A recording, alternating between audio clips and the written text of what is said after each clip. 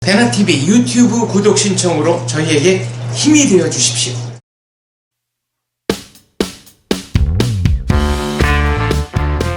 부고연사원제 하이 베트남입니다. 안녕하십니까. 예, 안녕하세요.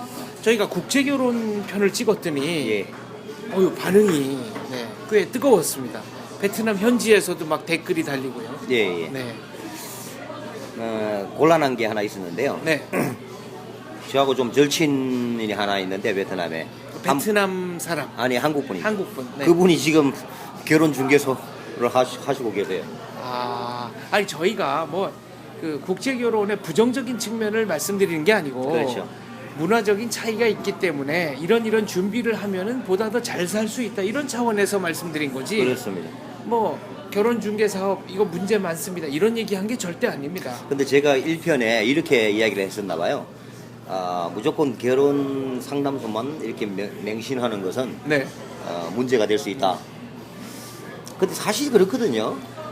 그렇죠. 아니 결혼 상담소뿐 아니라 뭐든지 네. 복덕방 공인중개사 이런 것도 다 맹신하면 문제가 생깁니다. 자기 일인데 그렇죠. 자기가 체크할 건 자기가 꼼꼼히 체크해야죠. 맞습니다. 누군가 박사님 이제 예를 들어서 총각인데 네.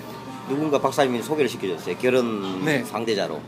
맨 처음부터 결혼 상대자로 소개시켜주지 않죠. 그렇죠. 선을 본다 그러면 그건 이제 결혼을 전제로 하는 겁니다만. 예. 네. 그래서 이제 마찬가지입니다. 아무리 선을 보더라도 서로 상대방을 알 수 있는 그런 기간이 필요한 거죠. 그렇죠. 근데 기간을 모르고 걔나마 더군다나 외국 사람인데 네. 막연히 이제 농촌 총각들이 당장 지금 문제가 되고 나이가 들고 있으니까 늙어가고 있으니까 문제가 돼서 무조건 베트남 가면은 베트남 신부 좋다더라 예쁘다더라 네. 젊다.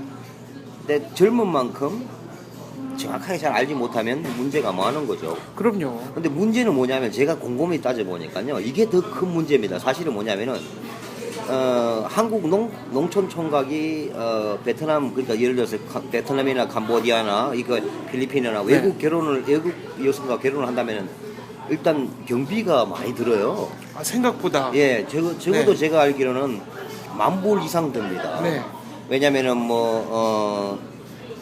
항공편 왔다 갔다 많이 해야죠. 거기서 네. 결혼식 해야죠. 뿐만 아니라 거기 또 결혼 상담소 등록해야죠. 소개비 줘야죠. 네.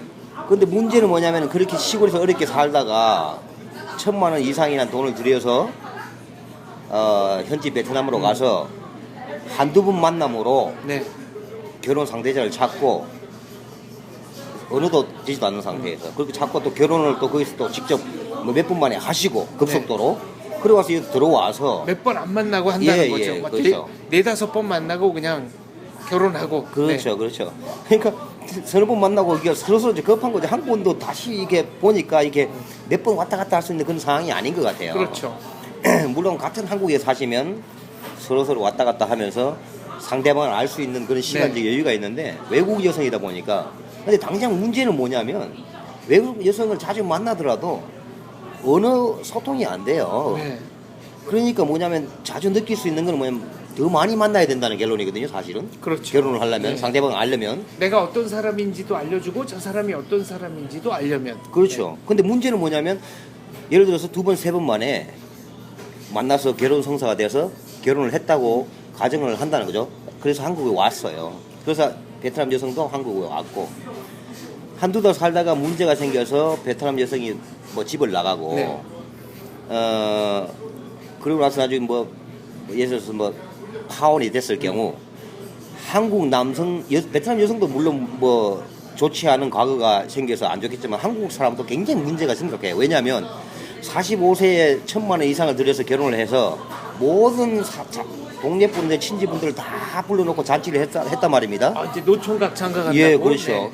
거기서 돈 들여서 결혼을 해 시간적, 정신적 여러 가지 다 해서 결혼을 했는데 2달 만에 깨졌어요. 그러면 이분은 엄청난 충격인 거죠. 한국 농촌 총각은. 한국 그렇죠. 비단 농촌 총각뿐 아니라도 정신적 피해, 어떤 결혼이든지 물질적 피해. 2달 만에 깨지면은.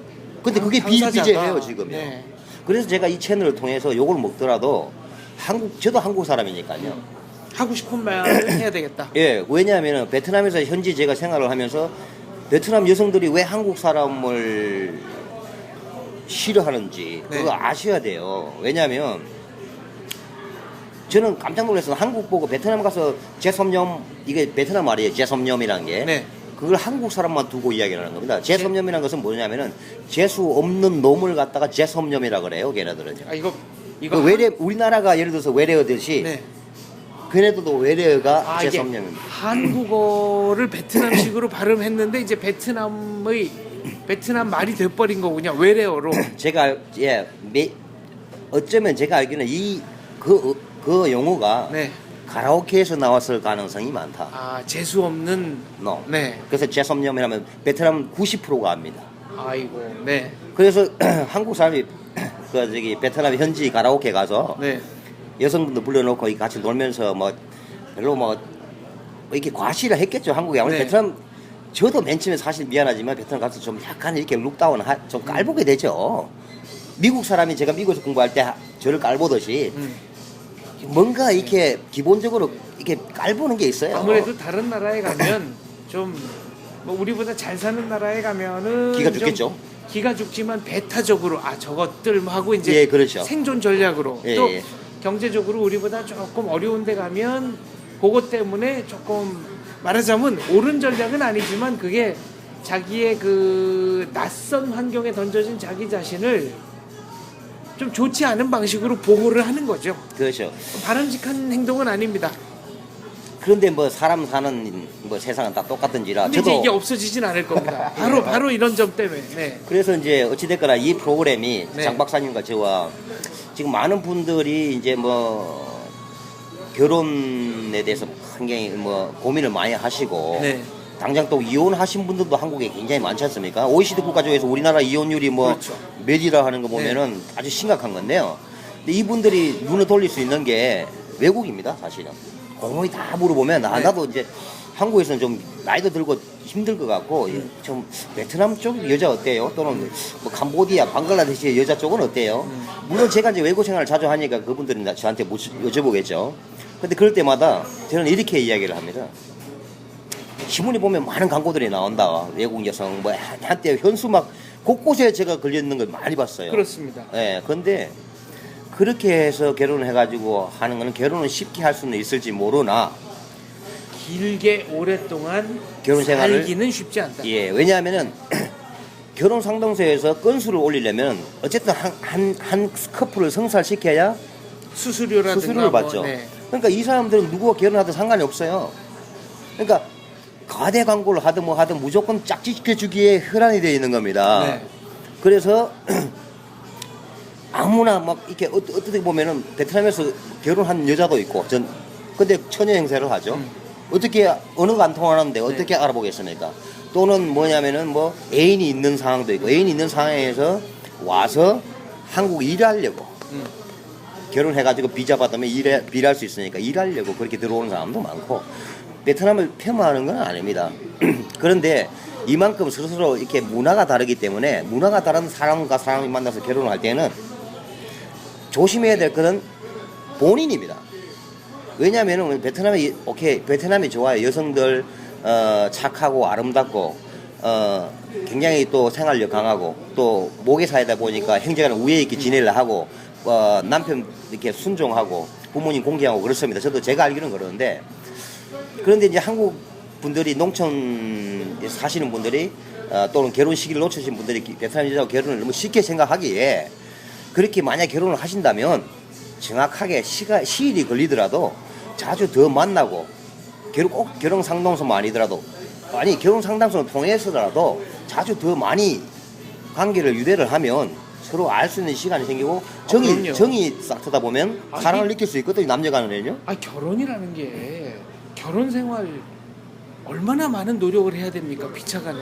그렇죠. 근데 더구나 이제 다문화 가정은 살아온 환경이 워낙 다르니까 훨씬 더 노력을 하고 이해를 많이 해줘야죠. 한 가지 케이스가 제가 말씀드릴게요. 실명은 거론할 수 없는 일이고 저하고 친한 친구 중에 호치민에 사는 친구가 하나 있는데요. 그 친구가 이제 한국 사람이니까 역시 한국에서 생활하다가 이제 이혼을 하게 됐죠. 그래서 베트남에 그때 힘들어가지고 베트남에 여행을 왔었어요. 여행을 와서 어떤 베트남 여성분을 만났어요. 근데 이분이 언어가 안 돼요. 네. 이분도. 근데 전화번호를 주고받으면서 이제 한국으로 돌아왔는데 카톡이 요즘 되니까 카톡으로 자주 이제 그쪽 남자분도 영어 이게 사전 찾으면서 카톡 조금 하고 네. 그 여자분도 카톡 하면서 정이 들은 거죠. 그래서 3개월 뒤에 다시 만나자 해갖고 남자가 베트남 여성분은 여기 못 나오니까 비자 네. 때문에 남자가 다시 들어갔어요. 요즘 뭐 베트남 같은 데 가시는데 뭐 제가 아시아나 항공에서 나온 건 아니지만은 뭐 성수기 비수기 때는 뭐 한 45만 원, 50만 원이면 가고 성수기라도 한 60만 원, 70만 원 네. 가니까 그래서 갔어요. 4시간 반 걸리니까 가서 다시 이야기하고 며칠 지내다가 결혼 이야기가 돼가지고 일단 그 친구는 들어오고 또 다시 카톡으로 결혼 이야기를 하고 3번 왔다 갔다 하면서 결혼하고 사는데 그분이 여기 와서 살고 베트남 여성분이 와서 여기서 결혼 생활을 같이 3년 동안 했어요. 그런데 베트남 여성분이 힘들단 말입니다. 언어적인 문제 때문에. 그리고 이제 아는 사람도 아무래도 없고. 그래도 이분들은 사랑이 있었어요. 왜? 네. 자주 카톡을 했었으니. 그래서 뭐냐면 이 여자가 꼬신 거예요. 어떻게 꼬셨느냐? 자기야 우리 베트남 들어가서 살자라고 한 거예요. 그래서 그분이 네. 뭐 어쨌든 뭐 그분도 제 친구긴 하지만 뭐 나이도 들고 막 특별히 할 일이 없으니까 한국에 뭐 이렇게 명태 빨리 시켜버리고 하니까 네. 경로우디의 나라라고 하잖아요. 우리나라 보고. 네. 50세만 되면 명태를 시켜버리니까 참 좋은 나라입니다. 좋은 나라 살고 있는데 그래서 그 지금 베트남에 호치민에 가서 살고 있는데 그 여성분은 지금 이 채널을 보고 있을 건데 그 여성분은 현지에서 한국 미용실 조금 배워가지고 미용 기술을 하고 남자분은 또 베트남에서 뭔가 하려고 이렇게 이제 베트남어를 배우고 그러면서 저를 알게 됐죠. 네. 그래서 그게 가장 결혼 생활에 성공할 확률이 높은 거예요, 사실은. 하물며 친구를 사귀더라도 뭐 어떻습니까? 친구를 사귀더라도 내가 성향도 맞아야 되고 성격도 맞아야 되고 생각하는 거나 이런 어떤 이슈도 좀 가끔씩 맞아야 되는데 하물며 몸을 섞고 사는 사람들끼리 저는 모르는 상태에서 그냥 무조건 남자 여자로 만나가지고 그렇게 사는 건 좀 네. 근데 그걸 지금 그렇게 사회에서 만들고 있으니까 우리나라에서 지금 많이 나오지만은 외국 여성과의 결혼 실패 확률이 80% 이상입니다. 뭐 우즈베키스탄이든 네. 뭐 카자흐스탄이든 필리핀이든 지금 행복하게 사는 가정은 얼마 안 됩니다. 2009년인가를 기준으로 해서 벌써 아니 2000년대인가 아무튼 국제 결혼 비율이 10%를 넘어섰거든요. 예. 전체 결혼에서 차지하는 비율이. 네. 그러니까 지금은 훨씬 더 높을 거고요. 예, 그래서 정말 이 방송은 혹여나 베트남이나 외국 분들하고 결혼을 하실 어떤 생각을 가지고 있으신 분이나 네. 아니면 그렇게 계획을 하셨던 분이라면 꼭 이 채널을 보셔가지고 이걸 정확하게 아셔야 될 것 같아요. 아까 그 친구분은 그럼 잘 살고 있어요? 지금은 잘 사고 있습니다. 네. 그리고 아들까지 낳아서 네. 카톡으로 제 사진도 보내주고 저는 아주 축하를 해줍니다. 아무튼 호치민에서 예, 호치민에서 살고 있고. 살고 있고 네. 잘 살고 있어요. 네. 그런데 제가 이제 표본이죠. 그렇게 사시는 분들은 정말 행복한 결혼 생활을 하실 수 있고 제2의 인생을 꿈꿀 수 있죠. 뭐 누구나 뭐 한 번 정도는 결혼에 실패할 수도 있지만은 그럼요. 네. 실패하신 분들이 더 조급하니까 외국 여성하고 결혼에 눈을 돌리는데 이거는 정말 진지하게 생각하지 않고 그냥 이렇게 외롭다고 쉽게 하시다가는 돈도 잃고 사람도 잃고 네. 또 시간도 잃고 또 사람도 황폐화되고 정말 큰일 납니다 이게. 그래서 제가 꼭 말씀드리고 싶은 건 마침 제가 베트남에서 지금 글을 쓰고 있고 또 현지 방송을 하고 있고요. 송라이더로 방송을 하고 있고 또 많은 한국 분들하고 또 교감도 이렇게 서로 또 하고 있고 또 이렇게 자주 좀 만나고 또 베트남 여성들하고 자주 만나고 근데 최근에 한때 베트남 여성들이 한국을 굉장히 좋아하기도 하고 했죠. 근데 이제 한국 사람들이 너무 무분별하게 이렇게 베트남을 너무 쉽게 보고 이렇게 함부로 대하는 걸 많이 봤어요. 제가. 그래서 재수없놈. 예, 그래서 재수 없는. 네. 그래서 이제 제가 말씀드리고 싶은 건 어차피 베트남이 한국을 좋게 생각하고 네. 동경을 하고 우리 제품을 사랑하고 뭐 고마운데 간혹 일부 몰지각한 사람들이 와서 뭐 이렇탁수란 말이 있지 않습니까? 네. 한 사람 몇몇에 거기서 열심히 살아가는 사람도 많은데 몇몇이 관광을 와서 그냥 뭐 이렇게 안 좋은 행동을 하고 다니면서 한국의 이미지를 You are giving a Koreans bad name이란 말이 있지 않습니까? 네. 그런 이미지를 깎아먹는 거 보면 좀 마음이 아프죠. 그래서 제가 베트남들한테 항상 대변인 역할을 많이 한국에도 좋은 사람도 많고 네. 열심히 사는 사람 많고 열심히 살았으니까 우리나라가 조그만 나라가 니네도 알다시피 이렇게 단시간 내에 부자가 될 수 있었고 네.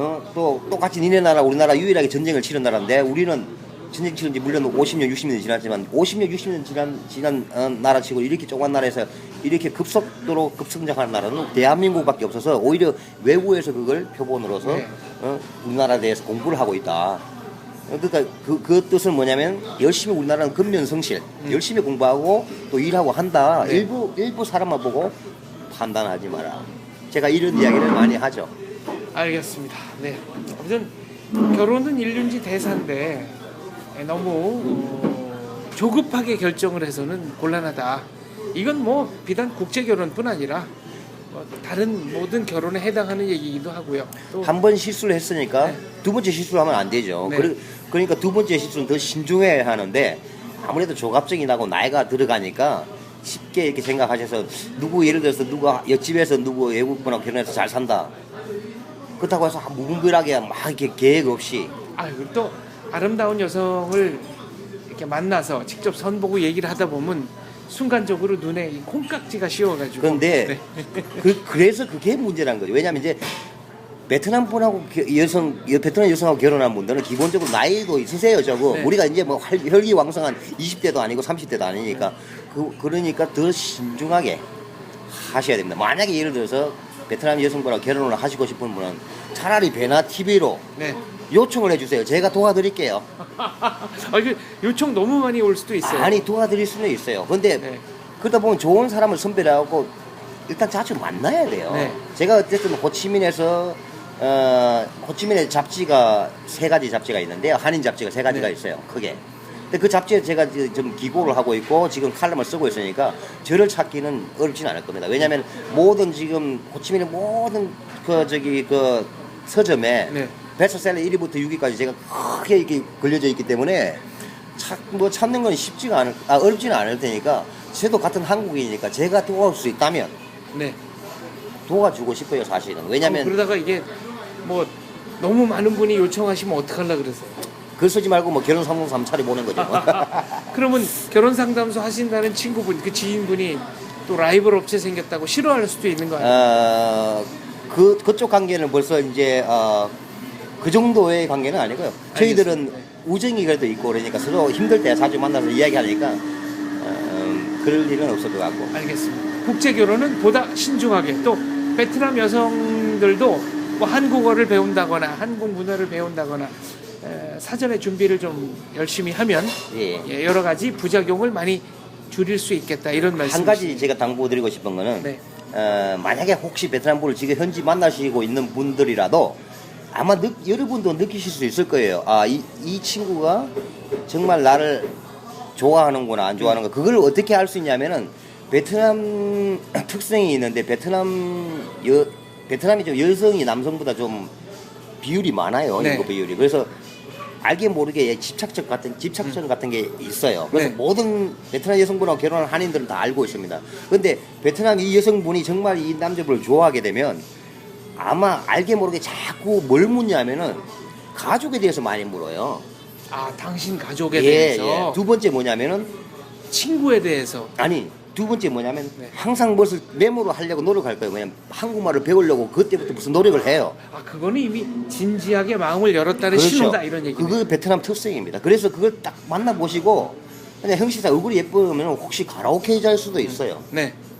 왜냐면은 일부러 고용도 하니까요. 뭐 성사시키면 되니까. 자, 결혼 상담소에서. 그럴 수도 네. 있죠. 그러니까 역으로 말씀드리자면은 정말 그 베트남 여성이 마음에 들었다면 우리도 네.